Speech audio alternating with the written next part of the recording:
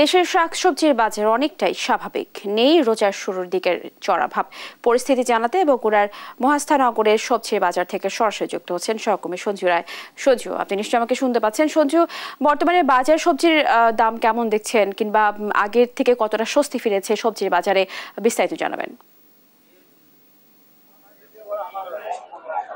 স্নেহা, আমি দাঁড়িয়ে আছি উত্তরের সবচেয়ে বড় সবজির মোকাম বগুড়ার মহাস্থানগড় হাটে। এই হাটের ব্যস্ততা কিন্তু ৩৬৫ দিন একই রকম। গ্রীষ্মকালীন সবজির কিন্তু এখন ভরা মৌসুম।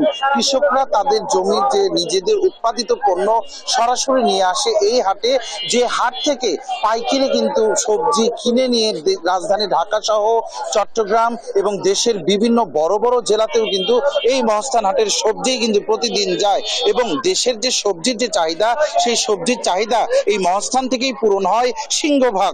তবে তীব্র গরমের কারণে একদিকে যেরকম কিছু কিছু সবজির দাম বেড়েছে, অন্যদিকে তবে ভরা মৌসুম হওয়ার কারণে কিছু সবজির দাম কিন্তু স্থিতিশীল রয়েছে।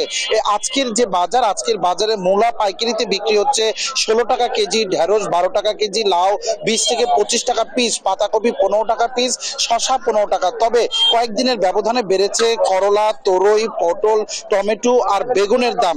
তরই ও করলা বিক্রি হচ্ছে ২৫ টাকা কেজি, যা গত সপ্তাহে ছিল ১৫ থেকে ১৭ টাকা।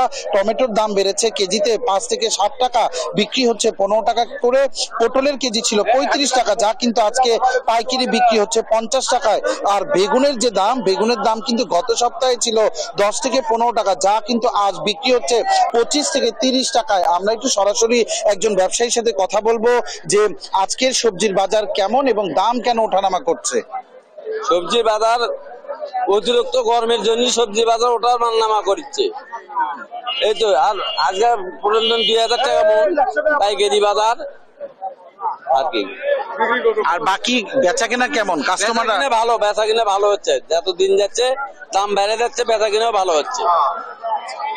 আসলে স্নেহা, শুনছিলেন যে ব্যবসায়ীরা বলছেন যে বেচা কিনা কিন্তু বেশ ভালো রয়েছে এবং সবজির যে আমদানি রয়েছে তাতে কিন্তু তারা যে বেচা কিনা করছে তাতে তারা সন্তুষ্ট। তবে ক্রেতাদের মাঝে অনেকের কিন্তু আমরা অসন্তোষ পেয়েছি। তারা যেটি বলছে যে এই প্রতিকূল আবহাওয়াতে তাদের কিন্তু এক এক দিন এক এক দামে তাদের সবজি কিনতে হচ্ছে। তবে গ্রীষ্মকালীন যে সবজিগুলো তার বাজার কিন্তু স্থিতিশীল রয়েছে এবং কৃষকরাও চেষ্টা করছে যে সবজির যে আমদানি তা কিন্তু সঠিকভাবে বজায় রাখার। তবে এই প্রতিকূল আবহাওয়া এটি যদি প্রাকৃতিকভাবে ঠিক না হয় তাহলে কিন্তু সবজির বাজার আরো কিছু বাড়তে পারে বলেই আশঙ্কা তাদের। স্নেহা, বগুড়ার সবচেয়ে বড় সবজির মোকাম মহাস্থানগড় হাট থেকে আজকের বাজার নিয়ে এটি ছিল আমার কাছে সর্বশেষ।